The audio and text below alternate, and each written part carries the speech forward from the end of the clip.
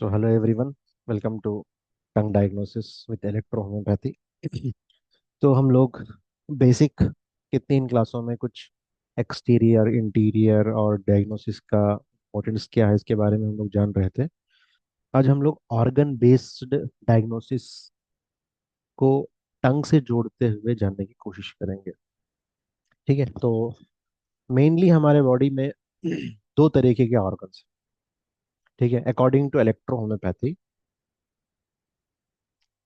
According to electrohomeopathy, two types of organs हैं। Number one, blood related organs, या number two lymph related organs. ये दो ही related organs हैं क्योंकि इसी के बेसिस पे हम हर चीज करेंगे। Selection of the remedy, treatment of the organ, selection of the dose, dilution, everything. हमें ब्लड एंड लिम्फ को प्यूरिफाई करना है, इसको शुद्ध बनाना है टॉक्सिस के खिलाफ, यानी टॉक्सिन्स को निकालना है इसी में से। तो हमारा गोल होगा ब्लड एंड लिम्फ को ठीक करना है। जब ब्लड एंड लिम्फ ठीक होगा तो ऑर्गन भी ठीक होगा, ऑर्गन ठीक होगा तो सिस्टम ठीक होगा, सिस्टम ठीक होता पूरी बॉडी सही से काम कर सकेगी। तो ब्लड रिलेटेड ऑर्गन्स कौन से हैं, आइए जानेंगे। फर्स्ट, देखिए ब्लड जो है, ब्लड को 3 टाइप्स के ऑर्गन्स की जरूरत है। एक है ब्लड को मैन्युफैक्चर करने वाले, यानी ये प्रोड्यूस करने वाले, बनाने वाले, और ब्लड को यूटिलाइज करने वाले, और ब्लड को प्यूरिफाई करने वाले। यानी ब्लड है, ब्लड में अगर प्रॉब्लम आएगा तो ब्लड को प्रोड्यूस करने वाले ऑर्गन्स में प्रॉब्लम है, इसका मतलब। ब्लड में अगर कुछ प्रॉब्लम है तो ब्लड को यूटिलाइज करने वाले ऑर्गन्स में प्रॉब्लम। ब्लड में अगर कुछ प्रॉब्लम है तो ब्लड के प्यूरिफायर में प्रॉब्लम। तो हम ऑर्गन के जरिए से ब्लड को प्यूरिफाई करेंगे। तो इसी वजह से इलेक्ट्रो होम्योपैथी में ऑर्गन बेस्ड रेमेडी है। क्या रेमेडी है? Organ based remedy. उसके साथ साथ हम ब्लड या लिम्फ को जोड़ देंगे। ठीक है, तो ब्लड को प्यूरिफाई या यूटिलाइज या प्रोड्यूस करने वाले ऑर्गन्स है। ब्लड को प्रोड्यूस करने वाले ऑर्गन्स कौन से हैं? देखिए, एक है नंबर वन आपका लीवर, और सेकंड नंबर पे है बोन मैरो। ब्लड को यूटिलाइज करने वाले ऑर्गन्स कौन से हैं? नंबर वन पे है हमारा आर्टरीज,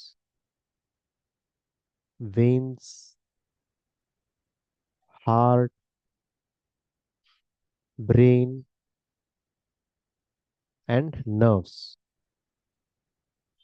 ठीक है, नेक्स्ट, ब्लड को प्यूरिफाई करने वाले ऑर्गन्स, आपका किडनी, यूरिनरी ब्लैडर, या किडनी कहिए, या आपका स्प्लीन, ये भी ब्लड को प्यूरिफाई करेगा, और आपके स्वेट ग्लैंड्स। ठीक है, तो ये ब्लड के बन गए। फिर इसी तरह लिम्फ के भी है, आपके लिम्फ के भी ऑर्गन्स है। लिम्फ को प्रोड्यूस करने वाले, ठीक है, लिम्फ को यूटिलाइज करने वाले, और लिम्फ को प्यूरिफाई करने वाले। प्रोड्यूस करने वाले बहुत सारे ऑर्गन्स है। आपकी पिट्यूटरी ग्लैंड है, आप एक एक ग्लैंड्स, पूरे glands, all glands. Thyroid gland है, पैंक्रियाटिक ग्लैंड है। ठीक है, और अगर इस तरह ग्लैंड सेलेक्ट करेंगे तो लिवर भी एक ग्लैंड है। ठीक है, और हाइपोथैलेमस है आपका। फिर एड्रिनल ग्लैंड है, टेस्टिस है, ओवरीज है। ये सब क्या है? लिम्फ को प्यूरिफाई, प्रोड्यूस करने और यूटिलाइज करने वाले कौन से ऑर्गन्स है आपकी बॉडी में? मोस्टली यूटिलाइज करने वाले आपके गैस्ट्रो इंटेस्टाइनल ट्रैक है, पूरा गैस्ट्रो इंटेस्टाइनल ट्रैक। प्यूरिफाई कौन करेंगे? ये भी किडनी करेगा, केयू भी करेगा। और इसमें भी आपको स्वेट ग्लैंड देखने को मिलेंगे। ये मोस्टली यहाँ पर स्वेट ग्लैंड नहीं है, स्प्लीन एंड केयू भी है। तो स्वेट ग्लैंड यहाँ पे देखने को मिलेगा। तो ये प्यूरिफायर है, यूटिलाइजर है, एंड प्रोड्यूसर है। तो हम टंग में क्या देखेंगे? टंग में आपको ये पूरे ऑर्गन्स देखने को मिलेंगे, जैसे हमने टोपोग्राफी ऑफ द टंग में देखा था। टोपोग्राफी ऑफ द टंग में क्या देखा था हमने? यही देखा ना, कि किस तरह आप ऑर्गन का जो है प्लेसमेंट करते हैं। ठीक है, ये आपका टंग है, तो ये टिप ऑफ द टंग है। तो हम पहले टंग को तीन हिस्सों में बांटते हैं।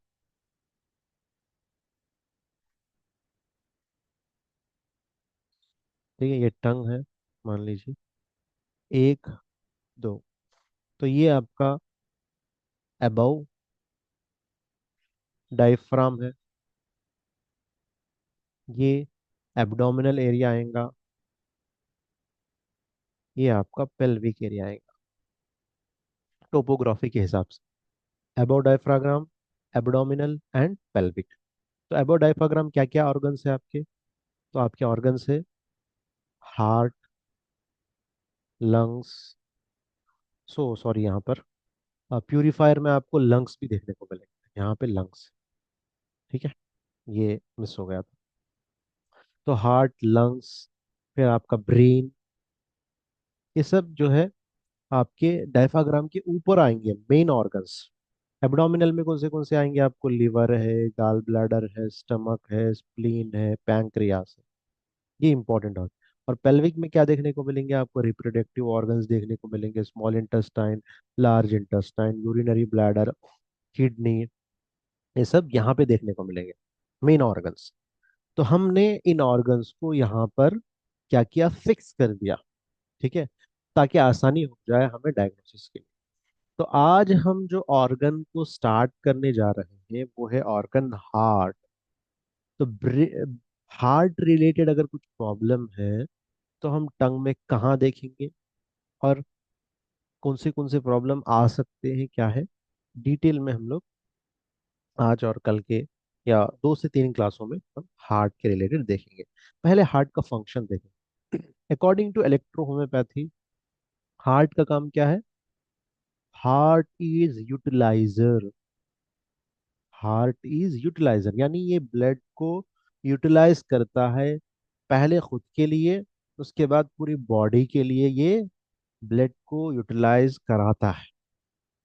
ठीक है, यानी ये सर्कुलेशन कराता है ब्लड का, और खुद पहले इसको इस्तेमाल करता है, उसके बाद पूरे बॉडी को ये पंप करता है। इससे क्या मालूम हुआ? हार्ट जो है ब्लड को दिशा देता है। नंबर वन क्या है? Heart circulates the blood. अब इसमें तीन कंडीशन आ सकते हैं, या तो ब्लड बढ़ जाए, या ब्लड घट जाए, या ब्लड नॉर्मल है, आपका न्यूट्रल है। न्यूट्रल होना चाहिए। अब इसी में आपके दो चीजें, तीन चीजें आ सकती है, पल्स रेट, बीपी, ये दो चीजें आ सकती है, और पाल्पिटेशन। ये सब चीजें आपको सर्कुलेशन की डिस्टरबेंस से देखने को मिलेंगे। ये सर्कुलेशन में दो तरह के प्रॉब्लम आ सकते हैं। ब्लड पूरे बॉडी में पहुंच नहीं रहा है, ब्लड पूरे बॉडी में पहुंच नहीं रहा है, या फिर ब्लड हार्ट को नहीं पहुंच रहा है। ब्लड पूरे बॉडी को नहीं पहुंच रहा है, या ब्लड जो है हार्ट को नहीं पहुंच रहा है। ये दोनों किस पे डिपेंडेंट है? हार्ट पे डिपेंडेंट। अगर ब्लड की कमी है तो इसका मतलब ब्लड प्रोड्यूसर में प्रॉब्लम है। ब्लड में कमी है तो इसका मतलब क्या है? ब्लड के प्रोड्यूसर में प्रॉब्लम है। ब्लड नॉर्मल है लेकिन सर्कुलेट नहीं हो पा रहा है, तो इसका मतलब क्या है? सर्कुलेट नहीं हो पा रहा है ब्लड, तो इसका मतलब ये है कि ब्लड तो नॉर्मल है लेकिन हार्ट में प्रॉब्लम है। तो ऐसे मौके पे हमें क्या देखने को मिलेगा? ब्लड सर्कुलेशन जब कम होगा तो हमें क्या दिखेगा? लो बीपी दिखेगा, लो बीपी देखने को मिलेगा। या सर्कुलेशन बढ़ेगा तो हाई बीपी देखने को मिलेगा। ठीक है, या फिर पेशेंट को फैटीग आएगा, कमजोरी महसूस होगी सर्कुलेशन की कमी की वजह से। या फिर जिस एरिया में सर्कुलेशन कम है उस एरिया में ब्लूइश कलर देखने को मिलेगा। या किसी किसी पेशेंट को नंबनेस आएगा। ये नंबनेस दोनों भी सिम्टम है, एक ब्लड सर्कुलेशन के भी, एक नर्व का भी सिम्टम है, नंबनेस। ठीक है, तो सर्कुलेशन एकदम एग्जैक्ट होना चाहिए, ना तो ज्यादा होना चाहिए ना तो कम होना चाहिए। कम होने से बीपी लो होगा, ज्यादा होने से हाई बीपी हो सकता है। या फिर देखिए, कहीं कहीं सर्कुलेशन तो नॉर्मल होता है, लेकिन ऑन द पाथवे जो वेजल्स है, आर्टरीज है, वेन्स है, उसमें कहीं क्लॉट हो जाता है। तो ये क्या करता है, हार्ट पे प्रेशर बढ़ा देता है। ये प्रेशर उल्टा आने की वजह से हार्ट पे प्रेशर गिर बढ़ जाता है। तो यहाँ पर तीसरी कंडीशन में आ गई, हार्ट में कुछ प्रॉब्लम है, ठीक है, या हार्ट से पहले लिवर में कुछ प्रॉब्लम है, या बोन मारो में कुछ प्रॉब्लम है क्योंकि ब्लड सही जनरेट नहीं हो पा रहा, या हार्ट में प्रॉब्लम है जिसकी वजह से हार्ट सर्कुलेट नहीं कर पा रहा, ठीक है, या फिर हार्ट को ब्लड सही नहीं मिल रहा है, इस वजह से कुछ प्रॉब्लम है जिसकी वजह से सर्कुलेशन में प्रॉब्लम है, या फिर हार्ट से बॉडी तक पहुंचने के लिए दरमियान में जो वेजल्स है उसमें कुछ प्रॉब्लम। तो ये सर्कुलेशन में इतने प्रॉब्लम्स हम देख सकते हैं, ठीक है। तो पहले तो ब्लड की कमी हो सकती है, नंबर वन, ब्लड डिक्रीज्ड, या फिर ब्लड अच्छा है, नॉर्मल है, लेकिन वो ब्लड जो है हार्ट तक नहीं पहुंच रहा है, वो भी डिक्रीज। या फिर ब्लड अच्छा है, हार्ट तो पहुंच भी रहा है, लेकिन सर्कुलेशन सही नहीं हो रहा है दूसरे ऑर्गन्स तक। हाँ, ब्लड अच्छा है और हार्ट भी अच्छा है, सर्कुलेशन भी अच्छा हो रहा है, लेकिन जो वेल्व्स है, जो वेजल्स है, उसमें कुछ क्लॉट आके, तो इनमें से कोई भी प्रॉब्लम सर्कुलेशन रिलेटेड हो सकता है, ठीक है। तो ये बहुत ही इंपॉर्टेंट है। तो जब हम खाना खाते हैं, खाना डाइजेस्ट हो जाता है, डाइजेस्ट होने के बाद ये ब्लड में कन्वर्ट हो जाता है। अब हार्ट की जिम्मेदारी आती है कि वो ऑक्सीजनेटेड ब्लड को हार्ट बॉडी के पार्ट्स तक लेके जाए, और डीऑक्सीजनेटेड ब्लड को वापस लंग्स तक लेके आए। तो ये किसकी जिम्मेदारी है, हार्ट की जिम्मेदारी। अगर किसी की हार्ट में प्रॉब्लम हो, मोस्टली हार्ट कमजोर हो जाता है ओल्ड एज में, ठीक है, तो ऐसे मौके पे क्या सिम्टम्स देखने को मिलेंगे, उनका सर्कुलेशन कम होगा, जिसकी वजह से उनके हाथों पैरों में कमजोरी देखने को मिलेगी। नंबर वन क्या है, उनके सर्कुलेशन कम हो गया हाथों पैरों में, तो हाथों पैर कमजोर पड़ेंगे। फर्स्ट सिम्टम यही दिखेगा, सर्कुलेशन की कमी की वजह से या हार्ट की कमी की वजह से, हार्ट का हाइपो फंक्शन हो रहा है, हार्ट का हाइपो फंक्शन हो रहा है, तो आपके हैंड्स एंड फीट जो है वीक दिखेंगे सबसे पहले। नेक्स्ट जो है, हैंड्स एंड फीट कोल्ड महसूस होंगे, क्योंकि ब्लड सर्कुलेशन में टेम्परेचर होता है, blood is having temperature. If it is not reaching to the particular area, then the area will be become cold, वो एरिया को जाता है ठंडा हो जाता है। तो यहाँ पर गर्म रहने के लिए सर्कुलेशन का होना जरूरी है, तो इनके हाथ पैर ठंडे हो जाते हैं। ये बहुत ही इंपॉर्टेंट सिम्टम्स है। कोई पेशेंट आपके पास आया, हाथ पैर ठंडे हैं, तो इस सिम्टम से भी अंदाजा लगा सकते हैं कि सर्कुलेशन में प्रॉब्लम है, इसके हार्ट में प्रॉब्लम है। ये जरूरी नहीं कि फिजिकली प्रॉब्लम नजर आए। बहुत सारे पेशेंट्स आपको ऐसे मिलेंगे, पूरे टेस्ट नॉर्मल, कुछ भी प्रॉब्लम नहीं है, लेकिन उनको तकलीफ उसके बावजूद भी रहती है। क्यों है, क्योंकि उसका डायग्नोसिस हमेशा जरूरी नहीं कि पैथोलॉजिकल या रेडियोलॉजिकल या फिर क्लिनिकल सिम्टम्स आपको नजर आए, उसके बावजूद भी पेशेंट को तकलीफ हो सकती है, ठीक है। तो हाथ पैर ठंडे होंगे जिसकी सर्कुलेशन कमी होगी।